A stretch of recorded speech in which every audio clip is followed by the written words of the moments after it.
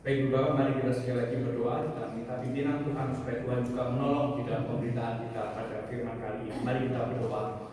Biarlah Tuhan ini juga menjadi sebuah seruan dan juga doa di hadapan-Mu, bahwa sekali lagi kami mau mendengar bagaimana Tuhan menyapa di dalam kehidupan setiap kami di hari Sabat ini. Sekali lagi kami datang ini bukan karena sebuah hal yang memang kami rindu, tetapi ini menjadi sebuah keyakinan kami Tuhan, bahwa Tuhan yang menarik kami sampai ada di ruangan ini. Di semua karena kemurahan Tuhan kami dapat membawa puji kami dan juga sembah kami di hadapan-Mu. Berkati juga hamba-Mu yang penuh dengan kelemahan dan keterbatasan ini, dan juga yang ingin dapat menyampaikan dengan baik. Sekali lagi karena kami mau di dalam kehidupan doa kami, dalam perjalanan kami mengikut dan juga mengiring Tuhan, bahwa kami selalu mengamini bahwa kami hidup di hadapan Allah. Terima kasih untuk doa kami bersyukur dan kami mau menyambut kebenaran firman-Mu. Dalam putra-Mu Tuhan kami Yesus kami berdoa. Amin. Ya, selamat siang untuk Bapak yang kasih Tuhan. Ya, kita bersyukur ya Tuhan masih mempercayakan kita sampai saat ini kita bisa beribadah ya. Kita bisa menikmati di tengah ya sebuah cuaca yang tidak menentu ini, tapi sekali lagi Tuhan mau menarik kita ya, untuk kita sekali lagi mau mendengar sapaan Tuhan, bahwa tadi ya pujian yang indah sekali lagi. Biar Tuhan juga memberkati kita, dan di dalam berkat itulah kita dapat menaikkan doa-doa di hadapannya. Jadi tema kita kali ini Bapak, kita akan berbicara ya sedikit tentang, yaitu tentang Coram Deo. Ya, ini adalah sebuah tema besar kita di bulan ini. Kita berbicara tentang bagaimana itu doa, prinsip-prinsip doa, apa hal-hal yang perlu kita ketahui mengenai kehidupan doa kita.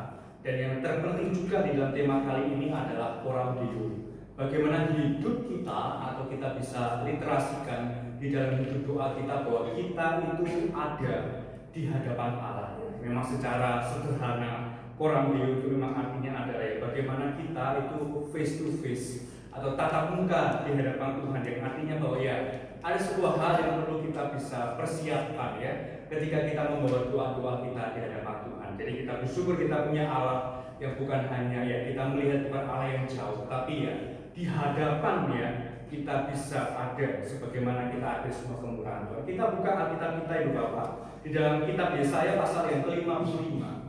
Yesaya pasal yang ke-55 ayat yang ke-6 hingga ayat yang ke-7. Yesaya 55 ayat 6 hingga ayat yang ke-7 ya. Ini biasanya cukup ayat yang cukup terkenal ya, tapi yang masuk di dalam ayat yang ke-8 ya. Sebab rancanganku itu cukup ayat yang cukup famous, cukup terkenal. Tapi sebelum pernyataan itu saya mau mengajak Ibu Bapak merenungkan ya hal yang juga tidak kalah penting di dalam ayat yang ke-8 ya, sebab rancanganku itu. Tapi kita melihat di ayat sebelumnya apa sih yang dibacakan, apa sih yang dipikirkan di dalam bagian ini. Yesaya 55 ayat 6 hingga ayat yang ke-7 kita akan baca secara perlahan-lahan. Kita baca karena ini ayatnya juga tidak kalah menarik dengan ayat yang lain dan seterusnya ya. Kita baca 2, 3. Carilah Tuhan selama Ia berkenan ditemui, berserulah kepadanya selama Ia dekat. Baiklah orang fasik meninggalkan jalannya, dan orang jahat meninggalkan rancangannya. Baiklah ia kembali kepada Tuhan, maka Dia akan mengasihaninya, dan kepada Allah kita, sebab Ia memberi pengampunan dengan limpahnya. Ya, baru itu masuk di dalam ayat belakangnya. Sebab rancanganku bukanlah rancangannya. Jadi cukup ayat juga terkenal. Tapi kita melihat Bapak ya, ada sebuah transisi yang baik dalam ayat ini ya. Sebelum kita mengetahui rancangan Tuhan, kita harus ya, di ayat yang ke-6 tadi bisa sudah baca bersama-sama ya. Carilah Tuhan selama Ia berkenan ditemui. Kita bukan hanya dituntut untuk mencari ya, tapi kita berserulah kepadanya selama Ia dekat. Jadi Coram Deo, tema kita itu ya sekali lagi kita belajar bagaimana di hadapan Allah. Di hadapan Allah itu berbicara bahwa ya kita tidak bisa lepas dari mana kontrol atau pandangan Allah di dalam kehidupan kita. Jadi ini tema yang bisa kita kumpulkan dengan baik ya, mengenai kehidupan doa kita. Nah Bapak Ibu, yang menjadi kontras, menjadi hal yang berlawanan di dalam Coram Deo di hadapan Allah, itu yang menjadi kita hidupi di zaman sekarang ya. Bagaimana kita hidup bukan di hadapan Allah, tapi di hadapan manusia. Nah ini yang menjadi PR kita ya, di dalam tantangan atau spirit zaman sekarang ya. Mungkin di dalam zaman-zaman waktu kekristenan awal mungkin mudah menghadapi hidup di hadapan Allah di tengah sebuah situasi yang tidak menentu, tapi mereka tetap ada di hadapan Allah. Tapi di dunia kita sekarang bagaimana ya? orang tuh pengen sekali lagi pengen dinotis dengan cara ya bagaimana menghidupi hidup di hadapan manusia ya. Ini menjadi PR kita, menjadi kontras kita ya. Bagaimana perjalanan kehidupan kita, apakah kita lebih mementingkan ya kita mencari Tuhan di hadapan Allah, atau kita ya mencari sebuah notis atau perhatian daripada lingkungan sekitar kita. Nah, ini menjadi sebuah hal yang perlu kita garis bawahi Bapak, karena akan terkait dengan kehidupan doa kita. Ya, sekali lagi, doa adalah hal yang sangat personal ya. Doa adalah hal yang sangat personal, hubungan kita dengan Tuhan. Oleh sebab itu ya, penting sekali kita pahami arti daripada Korintus ya. Kita perhatikan Bapak di dalam teks kita biasa ya, karena itu Bapak sebagian besar juga sudah mengikuti ya di beberapa hari yang lalu di dalam persekutuan rumah tangga kita belajar ya setting atau background daripada kitab Yesaya. Itu Bapak 3 bagian yang penting ya dalam kitab Yesaya itu ada 3 ya. Pasal 1 sampai 39 itu berbicara bagaimana ya terbit masa pembuangan ya umat Israel ke Babel ya, sebelum ke Babel kan di Assyria. Jadi ya tawanan, umat menjadi hal yang tawanan, umat Tuhan menjadi tawanan dan dibawa dalam masa pembuangan yaitu di Babel. 40 sampai 55 itu berbicara bagaimana ya pada masa akhir, masa-masa eksal, masa-masa pembuangan. Jadi ini juga tidak kalah penting yang kita akan pelajari. Dan 56 sampai 66 itu ya bagian yang terbit setelah umat Yehuda itu terbuang. Ini ada beberapa nubuatan yang terjadi di dalam bagian pasal ini. Nah, Ibu Bapak, di dalam Yesaya 55 yang sudah kita baca tadi adalah bagian penutup kedua dari kitab Yesaya ya. Saya ulangi sekali lagi, pasal yang tadi kita baca itu bagian kedua, tapi bagian yang paling ujung nih di bagian atau istilah teknisnya itu Deuteronomi Yesaya. Ini penting karena kita memahami ada 3 bagian yang besar di dalam kitab Yesaya ya. Kita melihat ada beberapa nabi-nabi besar yang memang tidak mudah untuk kita mengerti, tapi kalau kita bisa dipetakan ya, ini bagian 1 berbicara ini, bagian kedua, bagian ketiga berbicara ini. Jadi kita melihat ada sebuah hal yang sangat alur yang kita dapat, sehingga kita dapat memahami dengan baik. Nah, Bapak Ibu, dalam pasal 55 ini sekali lagi ya, kehidupan umat Tuhan itu tanpa bait Allah. Wah, ini salah satu pernyataan yang ya sekali lagi Ibu Bapak ya, menghadapi situasi di masa pembuangan bukanlah hal yang mudah bagi umat Tuhan ya. Tidak ada bait Allah, tidak ada sebuah bukti nyata manusia sebagai makhluk visual bahwa Tuhan itu ada di tengah-tengah mereka. Bagaimana mungkin ya Tuhan ada di tengah-tengah kita? Karena kita ada di bawah tawanan umat atau bangsa yang tidak mengenal Allah bahkan. Jadi ini sebuah pergumulan ya di dalam kehidupan umat Tuhan pada saat itu. Jadi mereka memiliki sesuatu yang goyah di sini Bapak. Mereka memiliki sebuah keyakinan yang goyah. Jadi sekali lagi Bapak, perjanjian lama itu masalah penjajahan, masalah hal-hal yang terkait dengan saling menindas bangsa ini dan bangsa itu bukan masalah tentang suatu hal yang bersifat koloni saja ya. Bukan bersifat secara masalah kolonial saja, tetapi secara religius itu berbicara juga mengenai tentang Allah mana yang paling kuat. Ya, di zaman itu tuh bukan masalah tentang kolonial saja, bangsa ini yang paling kuat sehingga mereka dapat menjajah bangsa mana yang mereka ingin jajah atau kuasai. Tapi perjanjian lama menyatakan juga bukan hanya masalah itu, tetapi ya Allah mana yang paling kuat sehingga Allah itulah yang akan diagungkan dan juga ditinggikan dan dimuliakan. Jadi di sini Bapak kita bisa berikan kesimpulan ya di dalam Yesaya 55 ada sebuah ya kemerosotan di sini ya. Kemerosotan dalam hal apa? Semangat di dalam beribadah. Semangat mereka di dalam ya menyerahkan kehidupan mereka di hadapan Tuhan. Karena melihat mereka sebuah situasi konteksnya ya kita ini ada di bawah kuasa daripada orang yang tidak mengenal Allah. Jadi ini menjadi sebuah PR juga dalam kehidupan kita ya. Ibu Bapak, kalau boleh kita juga garis bawahi ya, perjalanan iman orang Kristen itu bukan karena situasi dan kondisi. Ya, ini sekali lagi ini mudah disampaikan sekali lagi Ibu Bapak ya. Tapi kalau kita lihat di dalam masa-masa eksal, masa-masa pembuangan yang dialami zaman Yesaya ini, kita belajar ya dari hari ini ya. Perjalanan kehidupan kita itu sekali lagi di hadapan Tuhan itu enggak ada korelasinya bagaimana kondisi, situasi dan sekitar kita, tapi kita melihat bagaimana Tuhan itu memakai situasi dan kondisi saat itu untuk kembali menyadarkan, kamu harus berbalik kepada aku ya. Kamu harus berbalik, biasanya kamu harus berbalik mencari wajah Tuhan.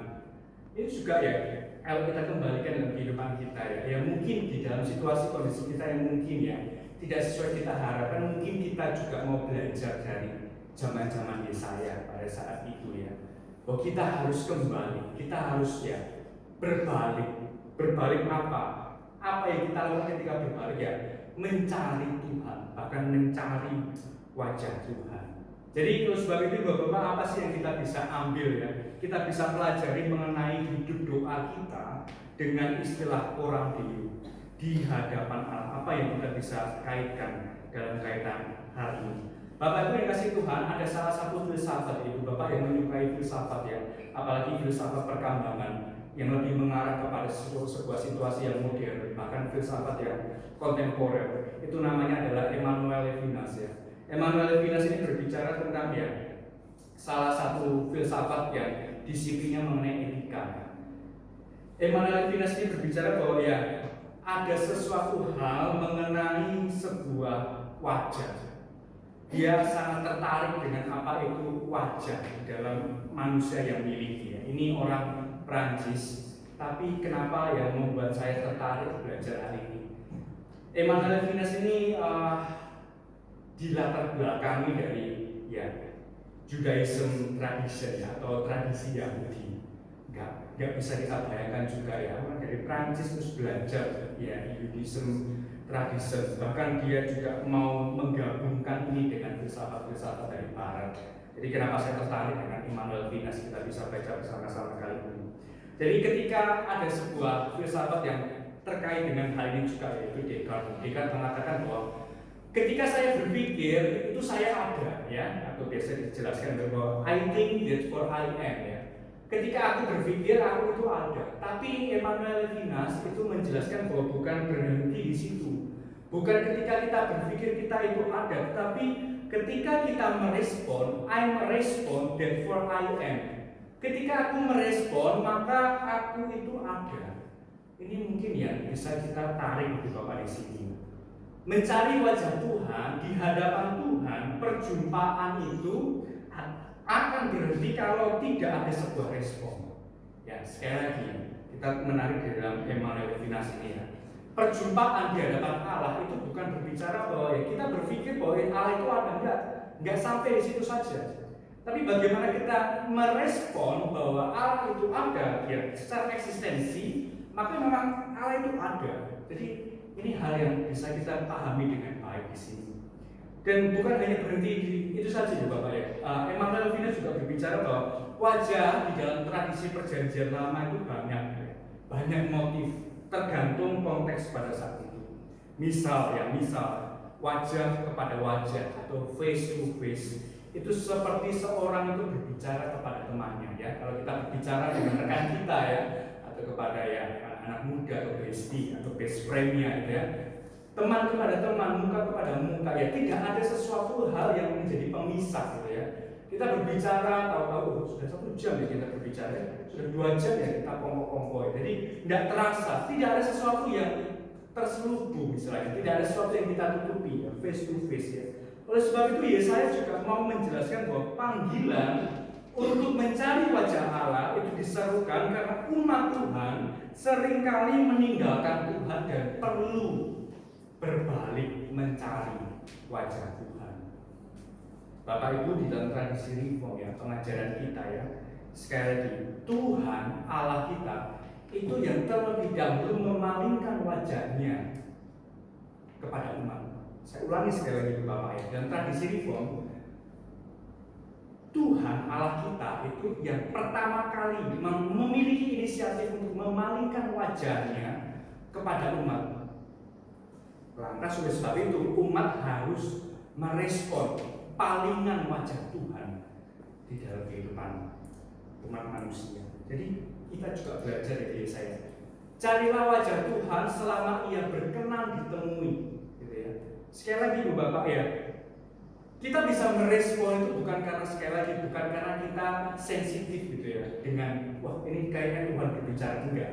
Tapi Tuhan yang terlebih dahulu ingin berbicara kepada kita dan kita bisa merespon hal tersebut. Oleh sebab itu Ibu Bapak, poin pertama yang kita bisa pelajari kali ini mengenai coram Deo ya. Dalam doa kita harus belajar memahami wajah Tuhan.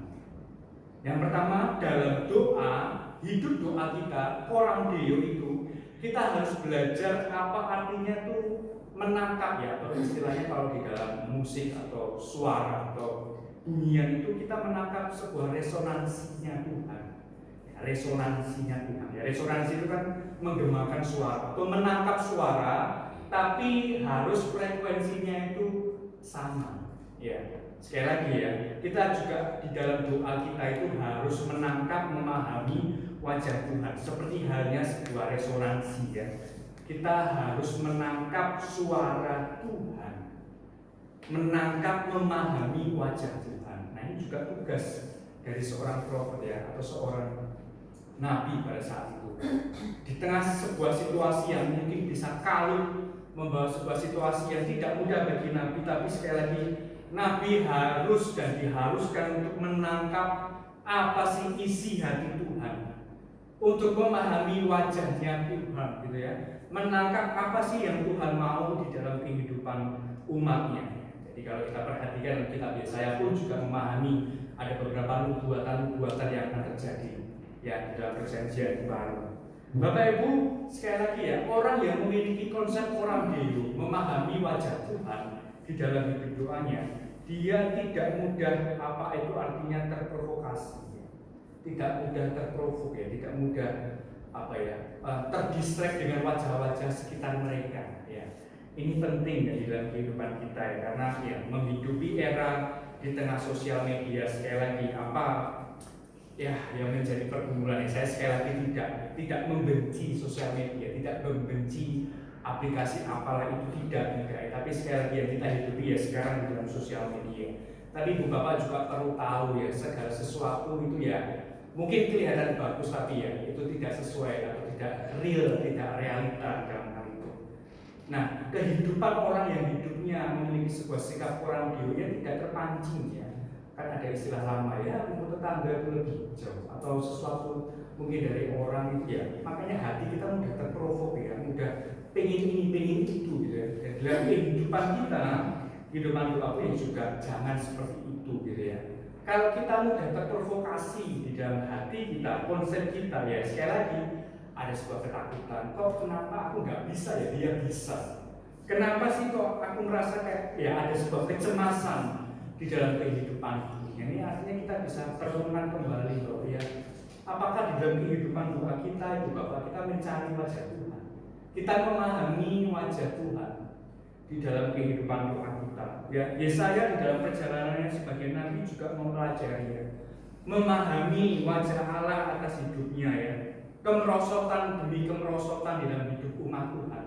Yang sekali lagi Yesaya ada beberapa teks ya, kalau kita baca, umat ini tuh benar-benar dengan sengaja, dengan sadar itu mengeraskan hati gitu ya. Ya kita tahu Tuhan juga bisa ya mengeraskan hati manusia. Tuhan juga bisa, tidak ada yang nggak bisa daripada Tuhan kerjakan ya. Tapi ini secara sadar mereka itu ya menutup mata, menutup telinga, menutup segala hal sesuatu, nggak mau mendengarkan Yesaya. Tapi sekali kita belajar Bapak, harus umat Tuhan harus berbalik kepada Tuhan, mencari wajah Tuhan di dalam kehidupannya, di dalam perjalanan kehidupan untuk mengikut dan juga mengikuti Tuhan ya. 2 Tawarik 7 ayat 14 saya bacakan bagi Bapak. Umatku yang atas namaku disebut merendahkan diri, berdoa dan mencari wajahku. Kita kayak bagus kita baca bersamanya. Ya kita baca itu Bapak. 2 Tawarik itu Bapak. 2 Tawarik 7 ayat yang ke-14 ya. Kita baca 2 Tawarik pasal yang ke-7 untuk kita bisa lebih dapat gitu ya memahami wajah Tuhan sebenarnya juga sebuah perintah langsung gitu ya. Kalau dalam Yesaya kita harus menafsirkan, tapi dalam 2 Tawarik 7 ayat yang ke-14 itu ya kita baca. Ya, kita baca bersama-sama itu Bapak ya. 2 Tawarik 7 ayat yang ke-14 ya. 2, 3. Dan umatku yang atasnya namaku disebut merendahkan diri, berdoa dan mencari wajahku, lalu berbalik dari jalan-jalannya yang jahat, maka aku akan mendengarkan dari dan mengampuni dosa mereka serta memulihkan negeri mereka. Ya, jadi ini juga bukan hanya seperti yang Yesaya tadi kita baca harus kita tafsirkan, tapi ada perintah Tuhan di sini ya. Umatku yang atasnya namaku harus merendahkan diri berdoa. Jadi Bapak, orang yang menghidupi orang Dio ya, atau memahami wajah Tuhan, di Carson, salah satu ya, ahli kitab bilang perjanjian baru juga menjelaskan, karena ya salah satu konsen di dalam Carson atau di dalam perjanjian baru kan juga hal terkait dengan hal berdoa ya. Kalau kita perhatikan di beberapa khotbah yang lalu di dalam Matius 6 itu kan sekali lagi hal yang merujuk kepada doa. Carson juga menjelaskan bahwa orang yang memiliki hidup di dalam orang Dio di hadapan Allah, dia selalu ingin menjadi peacemaker ya, menjadi pembuat damai. Ia hadir untuk being peaceful person ya.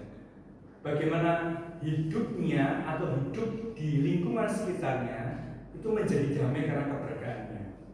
Jadi ini penting ya kita bisa pahami terkait dengan hal ini.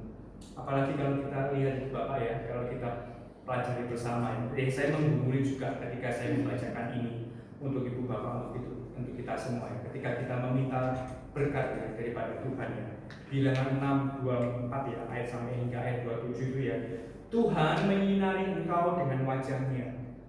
Tuhan bukan hanya menyinari ya, tapi Tuhan menghadapkan wajahnya kepadamu dan memberi engkau damai sejahtera. Ini penting sekali lagi Bapak ya. Tadi ya pemahaman tradisi reform kita ya. Bukan kita yang memalingkan wajah kita kepada Tuhan, tapi Tuhan itu menyinari. Menyinari ini kan artinya kan graciously ya, kasih karunia.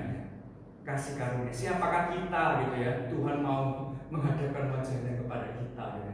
Kalau kita kan ya sekali lagi ya, kalau di dalam sebuah social life perjalanan kehidupan kita ya, aduh jangankan menengok wajah gitu ya, melirik saja itu sudah aduh ndak wis gitu ya. Tapi ini kita pelajari juga Pak ya, Tuhan menyinari dan menghadapkan wajahnya. Jadi ini penting untuk kita pahami di dalam konsep doa kita Bapak. Berada di hadapan wajah Allah itu adalah berkat. Ya, memahami wajah Allah dan berada di hadapan Allah itu adalah berkat. Karena seperti yang kita tahu ya di dalam doksologi kita minta doa berkat ya. Ini kan catatan daripada Musa ya. Musa memberkati. Dalam konteks ini adalah imam ya, Harun ya.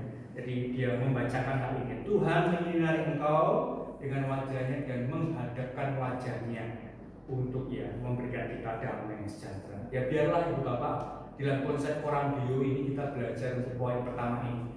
Di hadapan Allah kita belajar harus doa kita itu memahami wajah Tuhan di dalam kehidupan kita. Ya, jadi sekali lagi ini bukan terkait dengan hal-hal yang mungkin kita inginkan, tapi ya bagaimana wajah Tuhan yang dimuliakan. Poin yang kedua kita pelajari Bapak. Orang Dio itu di hadapan Allah itu menuntut sebuah responsibility ya, menuntut sebuah tanggung jawab. Kalau kita baca yang tadi Bapak, baiklah dia kembali kepada Tuhan, maka dia akan mengasihinya dan kepada Allah kita. Perjumpaan dengan Tuhan, wajah Tuhan, hidup di hadapan Allah itu menuntut sebuah responsibility, menuntut sebuah tanggung jawab hidup kita ya. Ini mungkin lebih powerful lagi Bapak ya. Saya datang menghadap Tuhan ya, Ibu Bapak dan saya menghadap Tuhan ya. Jadi juga menjadi sebuah pengalaman kita ya. Ketika kita belajar menghadap Tuhan, maka sekali lagi kita belajar menjalani perjalanan iman kita. Ketika kita menghadap wajah Tuhan, kita melihat bahwa iman yang Tuhan berikan itu kita bisa perhatikan dalam kehidupan kita ya. Apakah kita benar-benar iman itu diberi oleh Tuhan? Lantas kita mau bertanggung jawab yang dimana Tuhan percayakan. Bukankah Allah itu menciptakan manusia itu untuk hidup dan bertanggung jawab ya? Di dalam teologi creation, teologi penciptaan kan Tuhan juga bukan hanya mencipta, tapi memberikan ya mandat ya, memberikan sebuah tanggung jawab, responsibility ya. Ada kalimat lama yang mengungkapkan ya, ora et labora ya. Ini kan juga berbicara tentang ya, kamu berdoa dan kamu juga harus berusaha. Ya, kita bisa tafsirkan di dalam dunia kita ya, berdoa dan juga bekerja atau sesuatu yang mungkin bisa kita karyakan, kita bisa usahakan ya. Tapi Ibu Bapak, kita bisa lihat dalam ora et labora ini ya, ada sebuah interaksi di sini Ibu Bapak. Berdoa dan berusaha itu ya mencerminkan bahwa ya kita juga ikut andil dalam berdoa. Tetapi kita juga harus ikut andil, bertanggung jawab dengan apa yang akan kita lakukan. Jadi kita juga ikut andil bagian di dalam. Jadi ada sebuah interaksi di sini Ibu Bapak ya. Korandio hidup di dalam hadapan Tuhan, hidup doa kita di hadapan Tuhan, itu juga menuntut kita sebuah tanggung jawab. Kita juga harus ikut ambil bagian di dalamnya. Inilah Ibu Bapak yang dimaksudkan oleh Nabi Yesaya kepada umat Tuhan ya. Mereka umat Tuhan itu bukan hanya merengek-rengek ya, Tuhan tolong aku ya, God help me, Tuhan tolong aku dengan segala hal situasi dan kondisi yang aku alami. Tidak berhenti di situ saja, tapi kita juga harus dituntut ya, bahwa tanggung jawab kita sebagai umat Tuhan, kita juga harus berbalik mencari wajah Tuhan. Bapak Ibu belajar ya dari Nabi Yesaya ya, berbicara kepada manusia, mengajar atas nama Tuhan, mewakili Tuhan, itu adalah hal yang besar. Saya cukup tertampar ya, terpukul dengan pernyataan ini ya. Iya ya, mudah sekali ya, ngomong 40-45 menit ya, ngomong atas nama Tuhan itu memang mudah ya, tapi sekali lagi kita belajar dan kita koreksi ya bersama. Tetapi berbicara kepada Allah demi manusia, mewakili manusia di hadapan Allah, itu lebih besar lagi, dan itu dinyatakan di dalam Kristus Yesus ya. Mungkin dalam kehidupan para nabi saya tahu ya, kehidupan nabi sekali lagi banyak sebuah pergumulan ya. Mereka berbicara atas nama Tuhan, berbicara tentang Tuhan atas kehidupan umatnya. Tapi kita kontekskan dalam hal ini, tidaklah mudah berbicara atas nama manusia, mewakili manusia di hadapan Allah, yaitu sudah dikenalkan dalam pribadi Kristus Yesus. Kita bersyukur ya, kita bisa percaya, kita bisa mengimani Kristus Yesus Tuhan itu. Baiklah ia kembali kepada Tuhan ya. Sekali lagi Bapak ya, kita harus mengerti bahwa hidup doa kita menuntut tanggung jawab. Kita mungkin mengapa sih di dalam itu di GKT itu harus ada pengakuan dosa ya. Kita sadar ya, kita lemah dalam kehidupan kita sering gagal gitu ya. Apalagi saya ya yang menghidupi perjalanan saat ini ya. Sekali lagi saya tidak lebih daripada mungkin kehidupan spiritual itu, tapi mari kita belajar ya. Dalam doa pengakuan dosa kita belajar siapa sih kita, siapa di hadapan Tuhan. Korandio hidup di hadapan Allah ya. Pendalaman Alkitab 2-3 minggu yang lalu Bapak, kita belajar tentang confession ya, atau pengakuan iman ya. Kita belajar mengenai hal ini ya. Selain daripada beberapa terkait dengan isu-isu tentang pengajaran yang menyimpang, kita juga belajar ya, di dalam confession, di dalam pengakuan iman, kita itu juga dituntut tanggung jawab kita, rasa kepercayaan kita di hadapan Tuhan ya. Mengapa sih terkadang kita ya dalam pengakuan iman yang kita iklarkan itu ya, itu bukan hanya sesuatu yang terucap dalam mulut kita, tapi sekali lagi juga menuntut ya tanggung jawab kita ya. Aku percaya itu kan juga artinya adalah ya ada sebuah responsibility di sana ya. Bapak Ibu yang dikasih Tuhan ya, hidup doa sekali lagi ya tidak bisa lepas ya dari pada namanya itu reformis Martin Luther ya. Luther sangat kental ya di dalam teologi doanya ya. Martin Luther ya, dia menyatakan bahwa it is our duty to pray ya. Ini adalah sebuah ya pengorbanan atau sebuah perintah yang Tuhan Allah berikan kepada umatnya untuk ya sekali lagi memandang wajah Tuhan dan menuntut sebuah tanggung jawab kita di depan Tuhan. Tadi kita ngomong tentang wajah Tuhan ya. Dari tadi kita ngomong menghampiri tahta Allah ya. Apakah benar demikian? Ya jelas. Ibrani 4:16 ya. Orang percaya boleh keberanian untuk menghampiri tahta kasih karunia. Kenapa kita bisa berani menghampiri Allah ya? Karena kita ya tadi ada middleman, ada personal yaitu Kristus Yesus. Ya, jadi sekali lagi Bapak dalam doa yang sejati pada hakikatnya adalah pencarian akan wajah Allah. Ya, saya ulangi sekali lagi, doa yang sejati, korandeo di hadapan Allah itu adalah pencarian akan wajah Allah dan menuntut sebuah tanggung jawab kita. Ya biarlah di dalam perjalanan kehidupan kita ya Bapak ya, pengabdian kita, pencarian kita di dalam perjalanan kehidupan kita ya, selalu hidup doa kita pun juga memahami wajah Tuhan. Dan ketika kita memahami wajah Tuhan, ada sebuah responsibility, tanggung jawab kita menjalani hari-hari bersama dengan Tuhan. Soli Deo Gloria, mari kita berdoa. Bapak, terima kasih Hamba telah berbicara, tetapi sekali lagi inilah menjadi sebuah kerinduan kami perjalanan kehidupan kami, bahwa ya kami secara disiplin spiritual pun juga harus berdoa di hadapan Tuhan dengan memahami wajah Tuhan. Kami juga dituntut akan sebuah tanggung jawab. Mungkin kami juga ikut ambil bagian di dalamnya. Dan ini juga menjadi sebuah kerinduan kami Tuhan di dalam perjalanan kehidupan kami, mengikuti juga mengiring Tuhan. Ampuni kami Tuhan, karena kami gagal mencari atau memahami wajah Tuhan. Kami mau lebih mencari wajah-wajah manusia yang ada di sekitar kami. Tapi sekali lagi kami dikuatkan pada kali ini bahwa orang hidup di hadapan Allah, bahwa segala sesuatu harus kami utamakan di hadapan Tuhan. Terima kasih di doa kami. Dalam waktu terang Tuhan kami Yesus kami berdoa. Amin.